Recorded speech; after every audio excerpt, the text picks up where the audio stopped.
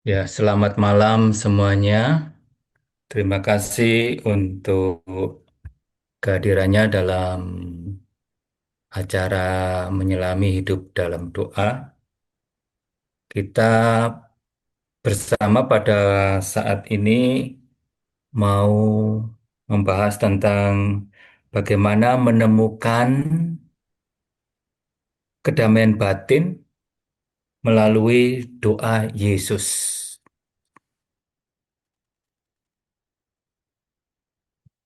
Baik, saudara-saudari yang terkasih dalam Kristus. Ya, dalam kehidupan kita, kita semua pasti pernah mengalami ketidakdamaian dalam hati kita. Apapun itu persoalannya, apapun itu sebabnya, itu kita pasti pernah mengalami bahwa kita pernah gelisah tanpa alasan.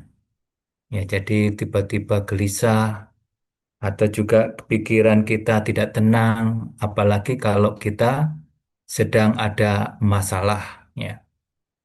Kemudian kita juga sudah berdoa, tetapi juga belum juga tenang, ya. Mengapa ini terjadi? Kita melihat dalam realitas kehidupan kita bahwa hidup kita itu sudah diwarnai oleh budaya instan, ya. Semuanya serba cepat. Maka itu kalau kita ingin masalah kita selesai, maka kita ingin supaya cepat-cepat terjadi. Nah, ini kan kemudian kesabaran itu berkurang. Semakin kita tidak sabar, ya kita akan sulit mengalami damai atau juga menghadapi masalah dengan tenang. Dan juga hidup kita penuh dengan tekanan. Banyak macam tekanan, tekanan dalam keluarga, tekanan ekonomi, tekanan dalam pelayanan, ya, tekanan bahkan dari diri sendiri, ya, punya tuntutan dari diri sendiri juga bisa. Oh, saya punya ambisi ini, saya punya cita-cita ini, saya punya keinginan ini, ya. Banyak keinginan, nah itu yang akhirnya menekan sehingga juga tidak mengalami damai. Atau juga overthinking, kita terlalu berlebihan dalam berpikir entah tentang diri kita, entah tentang masalah, bahkan juga tentang orang lain. Ya. Kemudian juga banyak kecemasan yang muncul dari berbagai hal dalam kehidupan kita. Juga ada ketergantungan pada distraksi atau tarikan-tarikan yang mengganggu kita atau yang menarik kita, hati, pikiran kita. Seperti dalam dunia digital sekarang ini, ya handphone menjadi daya tarik paling kuat, ya. Atau juga kegiatan media sosial, hiburan-hiburan baik melalui digital maupun dari hiburan-hiburan yang lain. Nah, itu semua juga dapat mempengaruhi kedamaian batin kita. Dan kita kehilangan damai batin itu. Kita melihat sebetulnya kerinduan terdalam manusia. Dan ini kita sering kali dengar dari ungkapan Santo Agustinus, yaitu bahwa hati manusia gelisah sebelum beristirahat dalam Allah. Inilah yang terjadi ketika manusia tidak di dalam Tuhan atau tidak sampai pada Tuhan, ya dia gelisah. Walaupun dia sudah banyak mencari ketenangan dari hal-hal yang dia pikir menenangkan atau hal-hal yang memberikan penghiburan. Nah, ini. Tetapi sebetulnya tetap hatinya tetap gelisah atau kosong. Nah, di sini karena apa?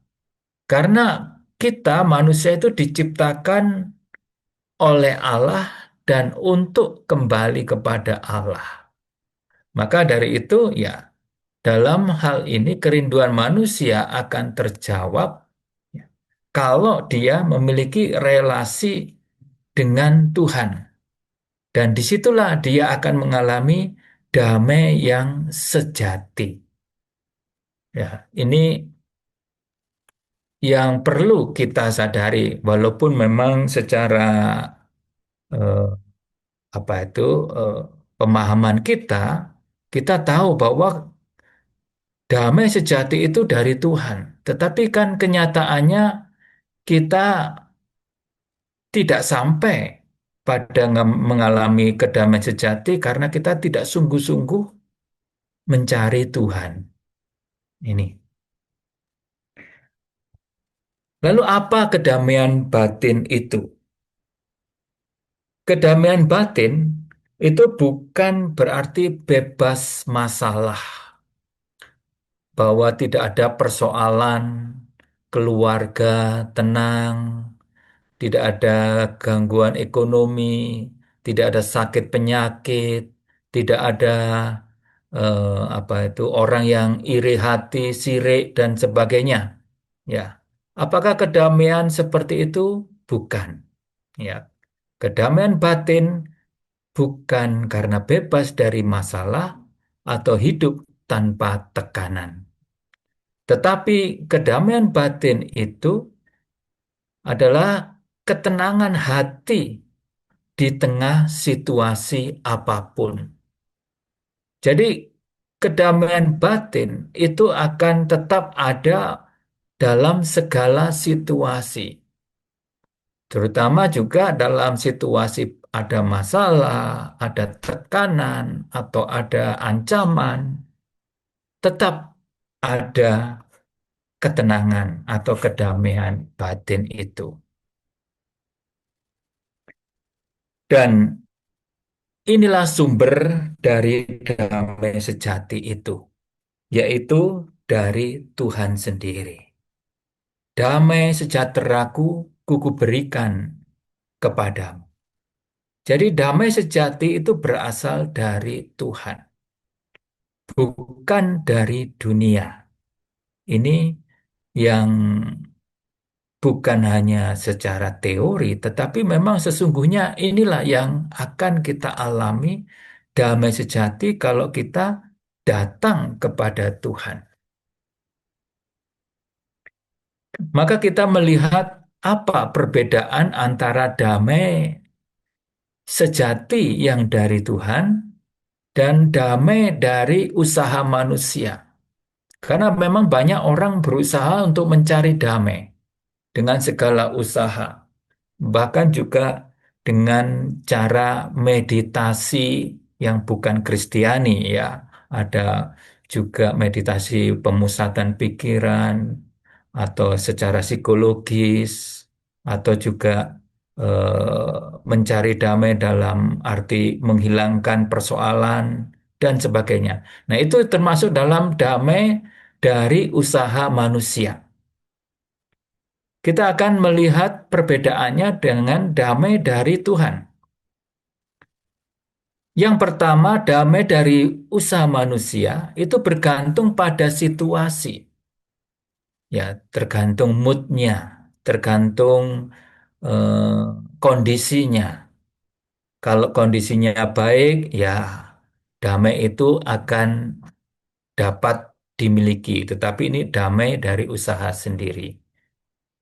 Tetapi kalau ada gangguan, ada ancaman atau situasi yang sedih, penderitaan, nah itu akan hilang. Tetapi damai dari Tuhan hadir di tengah bahkan masalah, di tengah persoalan, di tengah ancaman sekalipun, itu tetap ada. Damai dari manusia, usaha manusia mudah hilang saat ada masalah. Sedangkan damai dari Tuhan, damai itu mendalam, dalam hati, dan stabil. artinya menetap. Damai dari usaha manusia itu bersifat sementara. Yaitu tadi, kalau situasinya baik-baik saja, ya maka akan rasa tenang, damai. Tetapi ketika ada sesuatu gangguan, dia akan hilang, maka sifatnya sementara. Sedangkan damai dari Tuhan melampaui akal. Artinya bahwa memang ketika ada gangguan apapun, itu tidak akan hilang. Hasil kontrol dan usaha sendiri itu damai dari manusia. Jadi kita mengontrol situasi, mengontrol masalah, mengusahakan eh, supaya terselesaikan segala persoalan kita. Nah, itu hasil dari jerih payah. Tetapi kalau dari Tuhan, itu adalah pemberian, yaitu rahmat dari Tuhan. Maka di sini damai dari manusia atau usaha manusia itu tenang selama semuanya baik-baik saja. Sedangkan damai dari Tuhan tenang bahkan saat badai datang. Ya, ini jelas perbedaannya jauh sekali. Dalam Filipi 4:7 dikatakan damai sejahtera Allah melampaui segala akal. Yaitu tadi, bahkan dalam situasi ancaman sekalipun tetap damai. Dan ini juga yang terjadi pada para rasul atau juga para martir ketika mereka dianiaya, ditangkap, dipenjara, bahkan juga ada yang dihukum mati, mereka tetap mengalami damai. Jadi nggak masuk akal di sini. Ya, situasi yang sulit, tetapi tidak menghalangi damai itu. Lalu bagaimana jalan menuju damai? Kita sudah tahu bahwa damai sejati berasal dari Tuhan. Lalu bagaimana kita menerima damai itu? Ya kita datang kepada Tuhan. Karena dialah asal atau pemberi damai itu. Pemberi rahmat. Maka kita datang kepada Tuhan melalui doa. Dan doa ini ya bukan sekedar rutinitas. Artinya sekedar kewajiban, ya saya ke gereja tiap minggu. Atau bahkan juga ada yang ke gereja tiap hari, tiap pagi. Nah, tetapi dijalankan secara rutinitas. Hal ini tentunya bukan yang dimaksud doa yang akan mendatangkan damai itu. Tetapi damai yang dialami karena perjumpaan pribadi dengan Tuhan.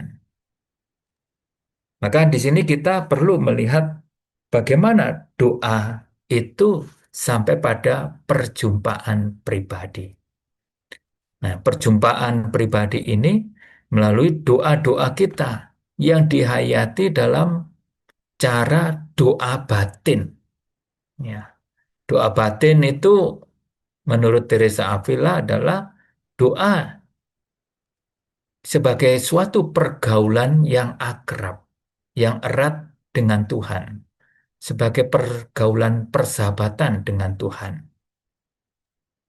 yang kita sadar bahwa Dia mengasihi kita dan kita juga mengasihi Dia.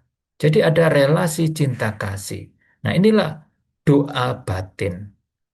Dan salah satu doa batin ini adalah doa Yesus yang kita eh, jalani dalam hidup kita. Mungkin bagi Anda yang baru ikut acara ini, ya inilah doa Yesus. Nanti akan ada prakteknya. Jadi doa yang sederhana, mendalam, dan terus diulang, yaitu dengan kalimat yang awal mulanya memang agak panjang, itu dari doa Bapa Padang Gurun, yaitu Tuhan Yesus Kristus, Anak Allah, kasihanilah aku orang berdosa. Ini terus diulang-ulang. Atau lebih pendek, Tuhan Yesus Kristus, kasihanilah aku. Yang lebih pendek lagi, Yesus. Yesus.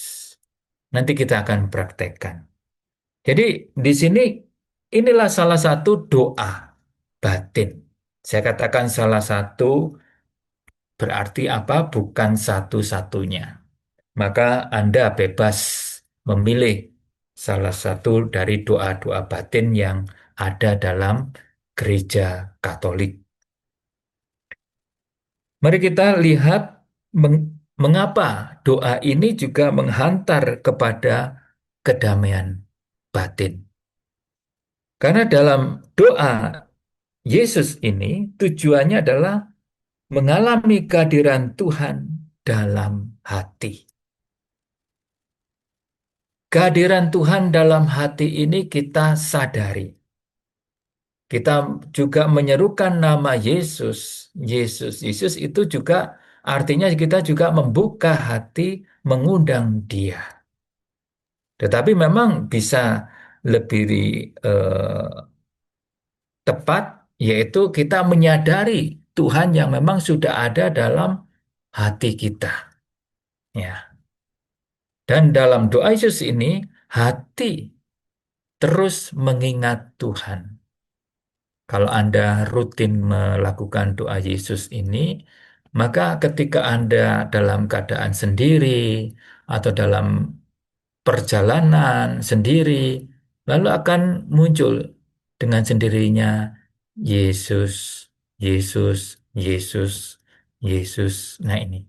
Jadi ingat Tuhan. Bahkan misalnya ada sesuatu kejadian yang mengagetkan, ya ini seperti latah ya, tapi latahnya itu latah yang baik lah ya. Langsung menyerukan nama Yesus, ya Yesus, Yesus. Kaget Yesus, ya mau ada sesuatu accident, kecelakaan, langsung Yesus, ya, menyerukan nama Yesus. Nah, itu karena apa? Hatinya selalu mengingat atau menyerukan nama Tuhan Yesus. Dan tujuan doa Yesus ini yang paling penting dan bahkan utama adalah persatuan kita dengan Yesus.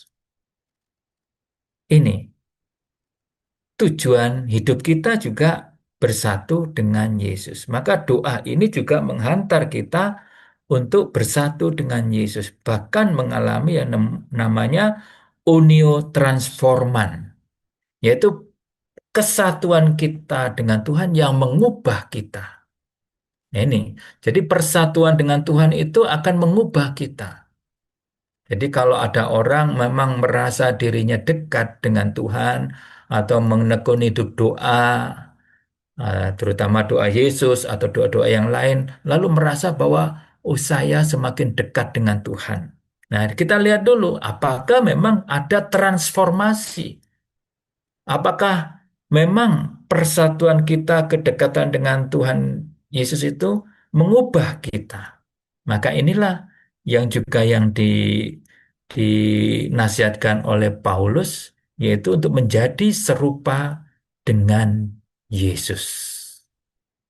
Menjadi serupa dengan Yesus itu bukan hanya dalam hal kuasa, misalnya mujizat, penyembuhan, lalu mengusir setan, lalu karisma-karisma yang lain. Ya, itu adalah salah satu, salah dua, salah tiganya. Tetapi yang menjadi serupa dengan Yesus ini artinya bahwa kita seperti dikatakan Paulus, aku hidup, bukan lagi aku yang hidup, melainkan Kristus yang hidup dalam diriku.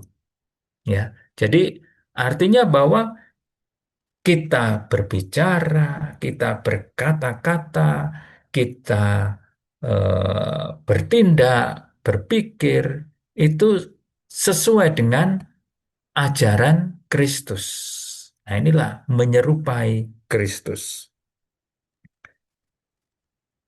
Doa itu dinilai dari buahnya.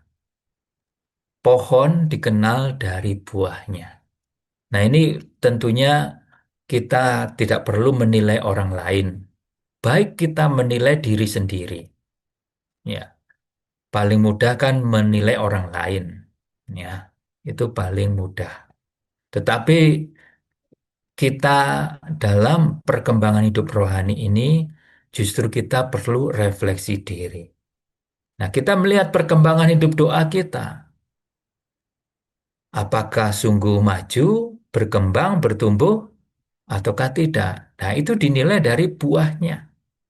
Doa yang sejati tidak diukur dari perasaan.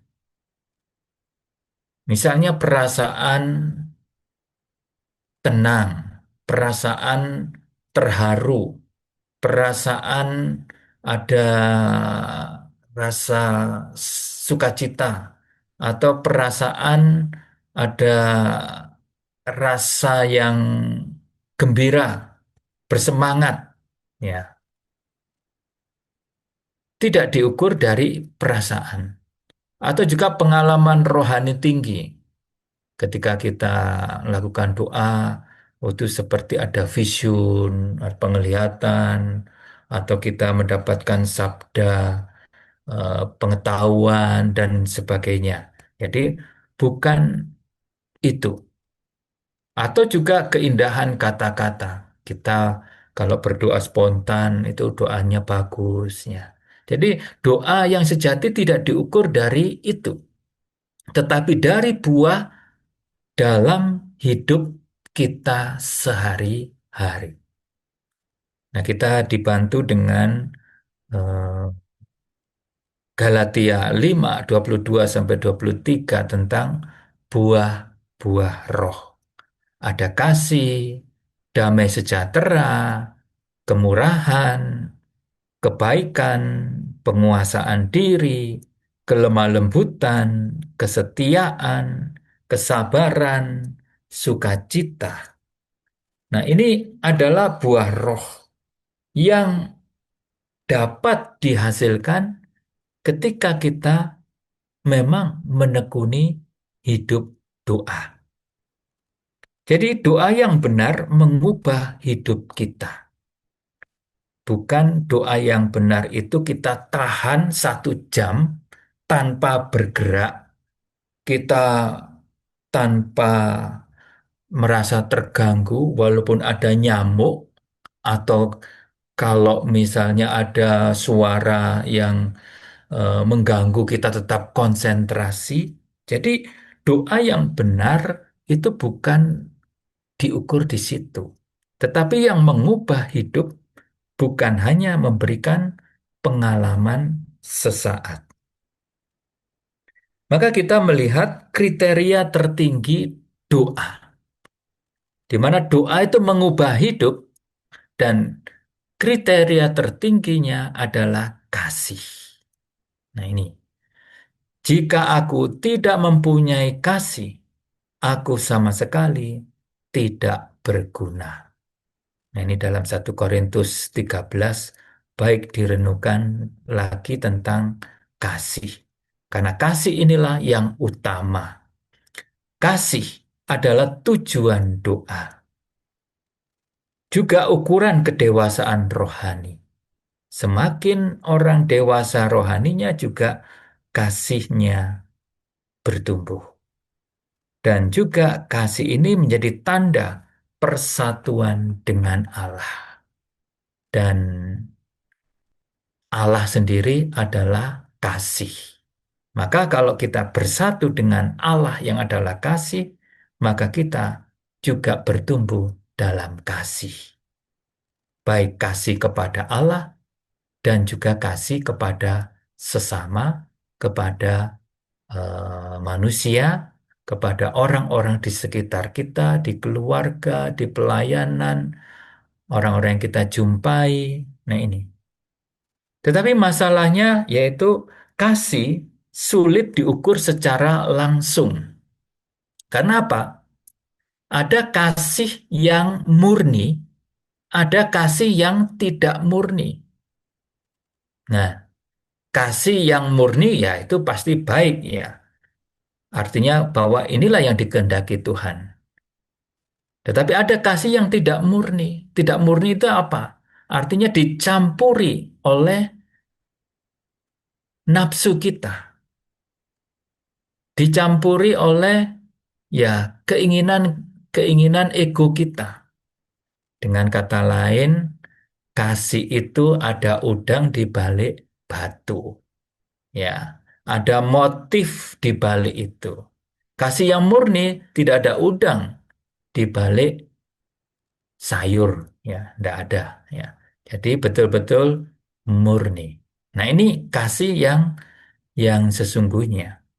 Tetapi kalau ada masih dicampur dengan motif-motif yang untuk memuaskan ego kita, nah inilah sehingga sulit kasih itu menjadi ukuran secara langsung.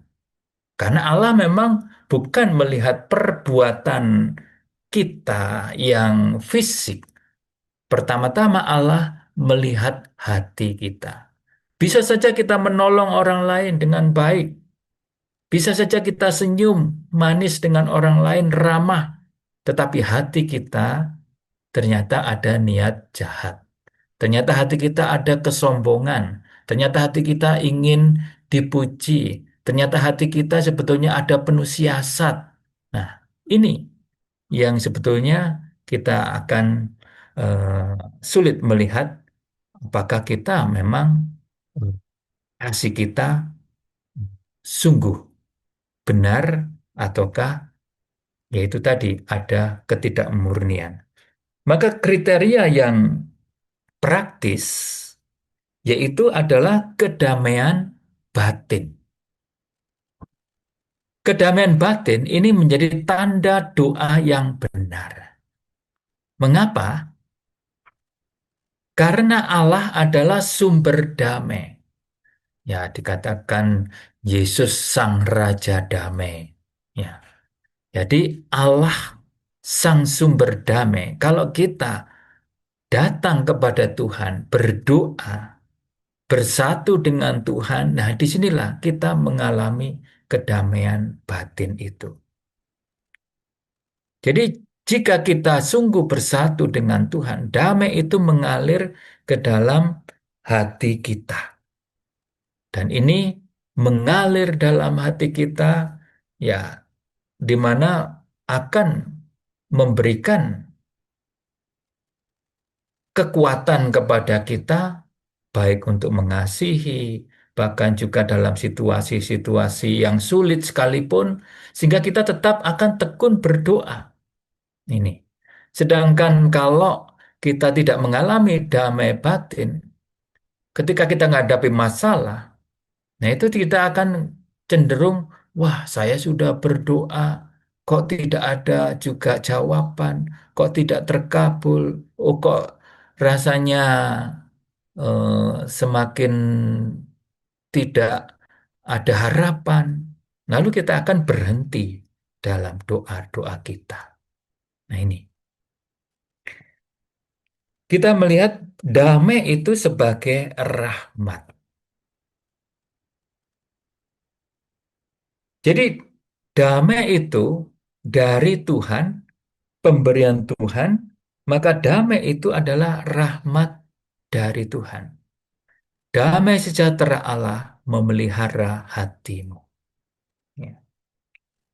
Dan damai sejati bukan hasil usaha atau teknik psikologis atau cara kita menenangkan diri atau ambil nafas, menenangkan diri secara teratur, ambil nafas lalu kita tenang. Jadi damai sejati bukan dari itu, tetapi pemberian Tuhan. Ini rahmat dari Tuhan.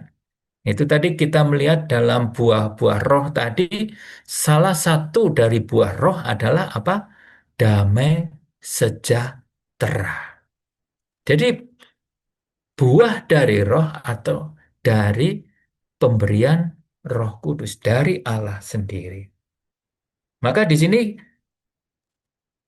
damai ini diterima dalam relasi dengan Tuhan. Relasi dengan Tuhan itu yaitu kita peroleh dari doa. Damai sejahtera kutinggalkan bagimu. Damai sejahteraku kuberikan kepadamu. Dan apa yang kuberikan tidak seperti yang diberikan oleh dunia kepadamu. Janganlah gelisah dan gentar hatimu. Itu tadi kita sudah melihat ya, bagaimana damai yang dari usaha manusia dengan damai yang dari Tuhan. Dan inilah Yesus memberikan damai sejahtera yang dari Tuhan yang tidak seperti diberikan oleh dunia.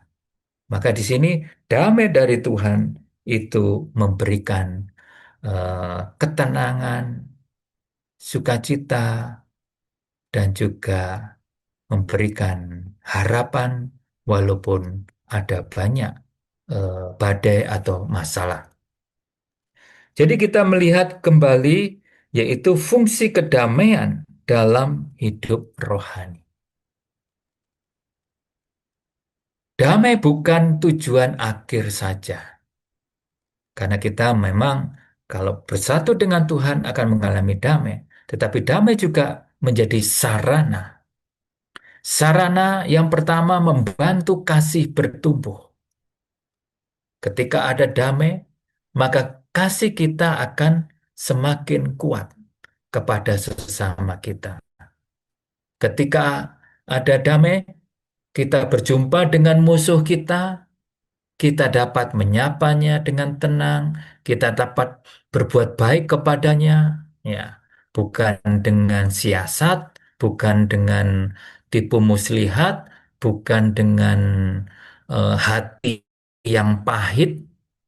Kita berjumpa dengan orang yang memusuhi kita, ya, tetapi dengan damai batin itu kita akan dengan tulus untuk mengasihi, sekalipun itu adalah ya, orang yang menyakiti kita.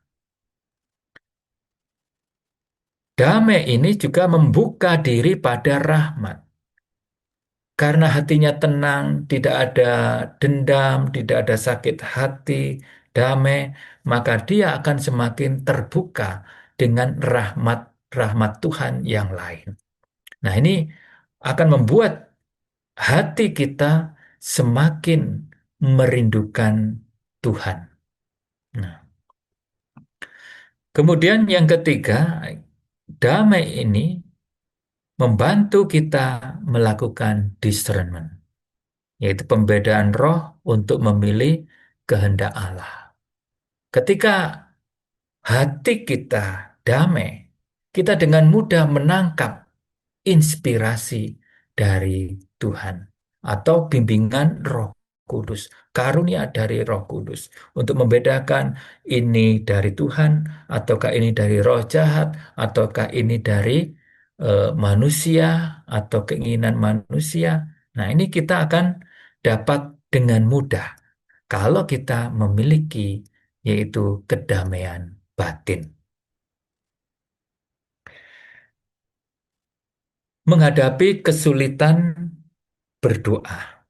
Dan ini memang menjadi eh, perjuangan kita. Dalam WA Group seringkali ditanyakan tentang bagaimana sih supaya konsentrasi. Oh, saya sulit konsentrasi. Saya doa mau sungguh-sungguh kusuk tidak bisa. Ya, memang dalam hidup doa kita tidak selalu kusuk. Ya, sering ada distraksi.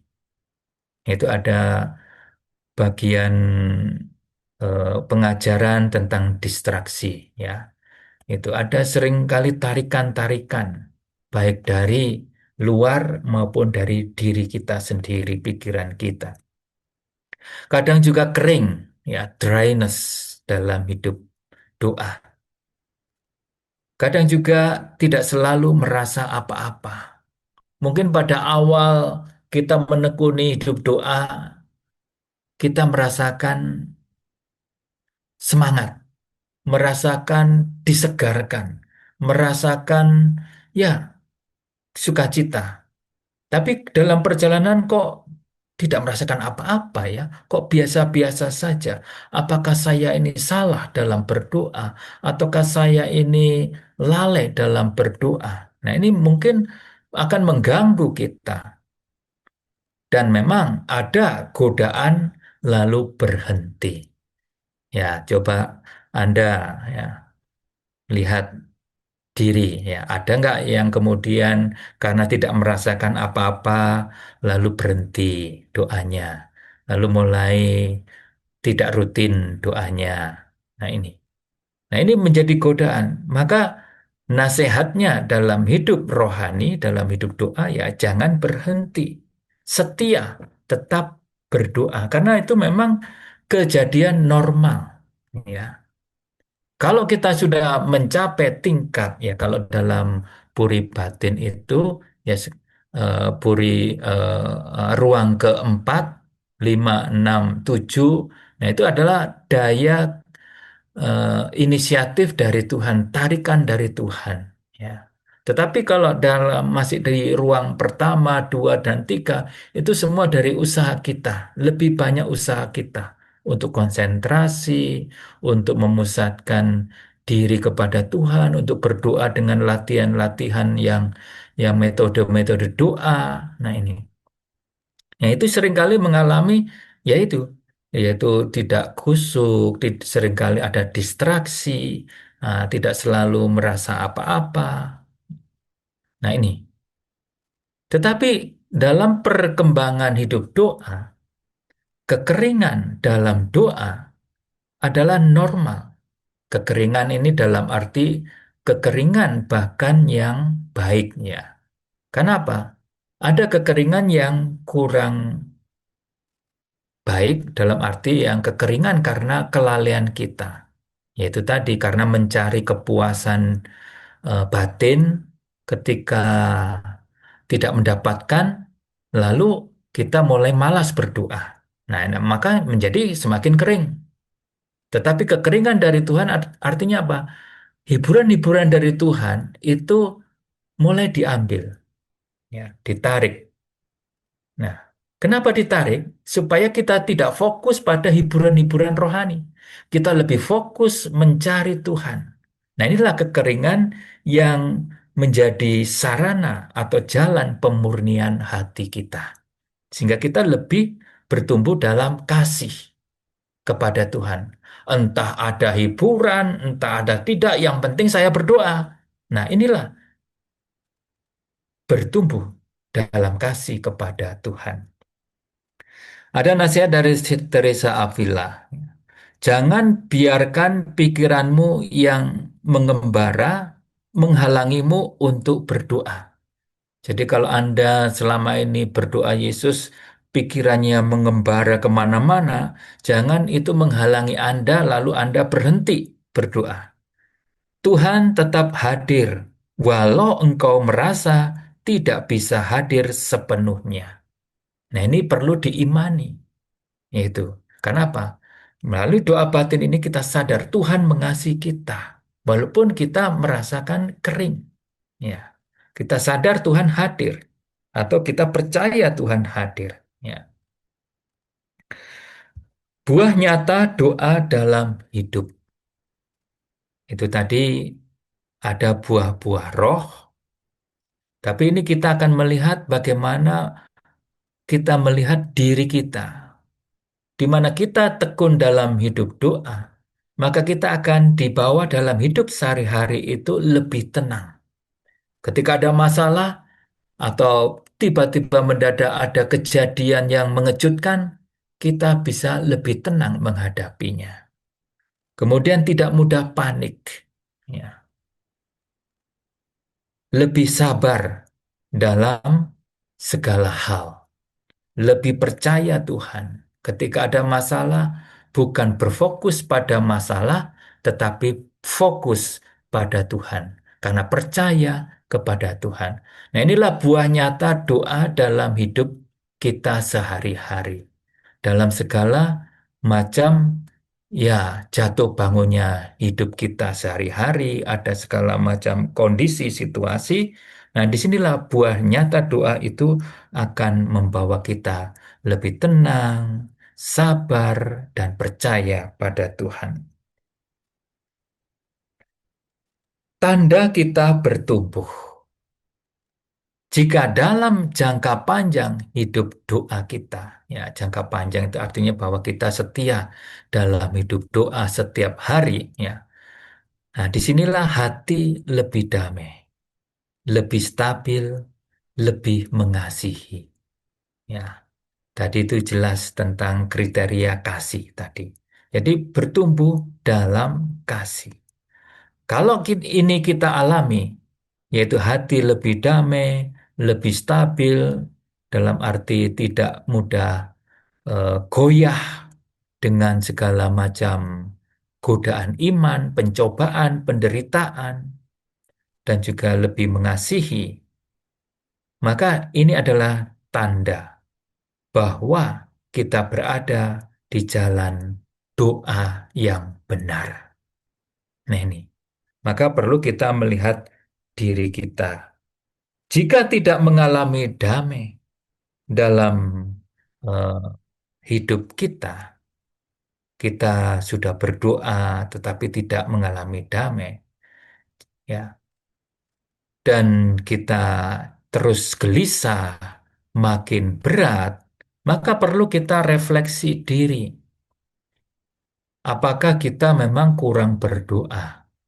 Dalam arti kurang berdoa itu kita mulai tidak setia dalam doa-doa kita.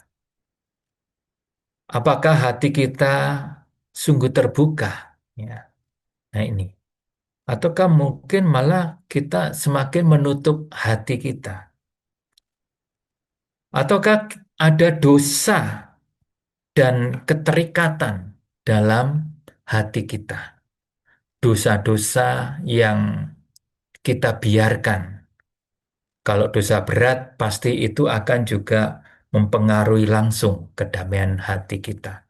Tapi dosa-dosa ringan, dosa-dosa yang menjadi kebiasaan kita, misalnya dosa apa ya yang sering ya ngerasani orang lain, menggosipkan orang lain, atau negative thinking ya kepada orang lain.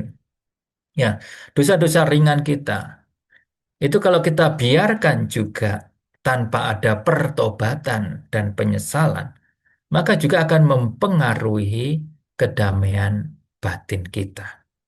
Atau juga keterikatan. Keterikatan, ya, keterikatan pada yang bukan Tuhan tentunya ya, keterikatan dengan apa hiburan, keterikatan dengan distraksi-distraksi seperti handphone dan juga pergaulan. Nah ini, nah, ini juga akan mempengaruhi kedamaian batin. Dan juga cara doa yang kurang tepat. Nah, ini bisa saja terjadi. Misalnya orang menekuni hidup doa Yesus ini, lalu dibawa kepada keheningan,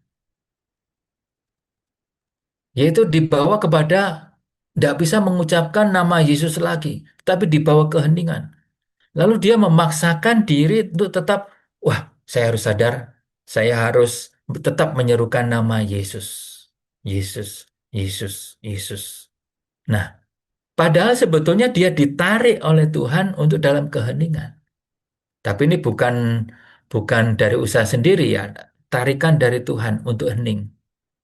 Nah, ketika dia memaksakan diri untuk tetap menyerukan nama Yesus melawan tarikan keheningan, nah disinilah akan dia melakukan sikap doa yang tidak tepat dan dia akan mengalami gelisah ya, tidak damai itu.